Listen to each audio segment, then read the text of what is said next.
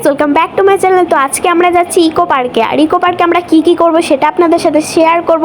তো আমি এখানে দেখুন, আর এখানে আমরা যাচ্ছি এখন ট্যাক্সি করে সোজা ইকো পার্কে। তো আমরা গাড়ি ধরেছিলাম হচ্ছে চিনার পার্কের লোকনাথ মন্দির থেকে, আর আমরা এখন সোজা যাচ্ছি এখান থেকে ইকো পার্কে। আমাদের ট্যাক্সি ভাড়া নিয়েছিল 200 টাকা। আমার বাবা ওখানে টিকিট কাটতে চলে গেছে, আর আমাদের এক একজনের মাথা পিছু নিচ্ছে 30 টাকা করে টিকিট নেব ইকো পার্কে এসে। আমরা কি কি করব আর কোথায় কোথায় ঘুরবো আর কোথায় কোথায় কত করে টিকিট সবই আপনাদেরকে জানাবো। আপনারা পুরো ভিডিওটা দেখতে থাকুন। তো আমরা প্রথমে ঢুকে এইটা দেখতে পেলাম। তো আমরা এখন যাচ্ছি ভেতরে। আর এই দেখুন, এখানে একটা করোনা ভাইরাস ছিল। আমরা এখন চলে এসেছি পিরামিডের কাছে, আর এখানে আমাদের টিকিট লেগেছিল 30 টাকা করে এক একজনের।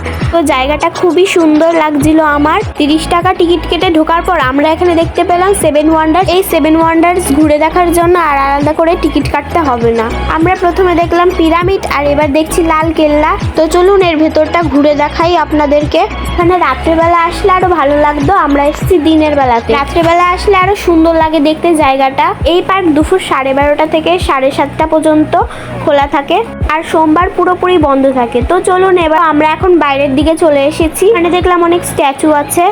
এখন আমরা যাব তাজমহলে, সোজা এখান দিয়েই যেতে হয়। চলে এসেছি এখন তাজমহলে, আর দেখুন আমি এখানে একটু ছবি তুলে নিচ্ছি। জায়গাটা এত সুন্দর লাগছিল, মনে হচ্ছিল পুরো একদম রিয়েল এই তাজমহলটা। আর এখানে আরো কিছু ছিল। আমরা এখন যাচ্ছি ভেতরের দিকে, এখানে দেখছি যে কি কি আছে। তো চলুন এখন যাওয়া যাক ভেতরের দিকে, দেখি কি কি আছে এখানে। এখান থেকে লাল কেল্লা দেখা যাচ্ছিল। তো এখানে তেমন কিছু নাই। আমরা এখানে এক পাক ঘুরে চলে যাব চীনের প্রাচীরের দিকে। এবার আমরা যাচ্ছিলাম চীনের প্রাচীরের দিকে, আর এখানে দোকানপাট বসেছে, আর ওপরে কত সুন্দর একটা গাছ।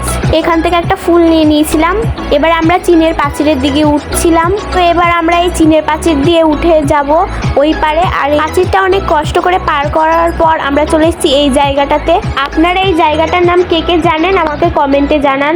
জায়গাটার নাকি যারা অপরাধ করতো তাদের এই বাঘের এখানে ফেলে দিত, আর অনেক মানুষ ওখানে দেখতো বসে। এবার আমরা এখান থেকে বেরিয়ে এসে যাব গেটের দিকে। এবার আমরা যাব মিশরের পিরামিডের ভেতরে। এর আগের বার আমরা যখন গেলাম তখন আমরা ভেতরটা খুঁজে পাচ্ছিলাম না, দিয়ে এবার আমরা ঢুকছি পিরামিডের ভেতরে। খুব সুন্দর ছিল জায়গাটা, মনে হচ্ছে যে আসলে আমরা ঢুকে পড়েছি পিরামিডের ভেতরে। তো ভেতরে দেখছি যে এখানে অনেক সুন্দর কারুকার্য করা ছিল পাথরের দেয়ালে।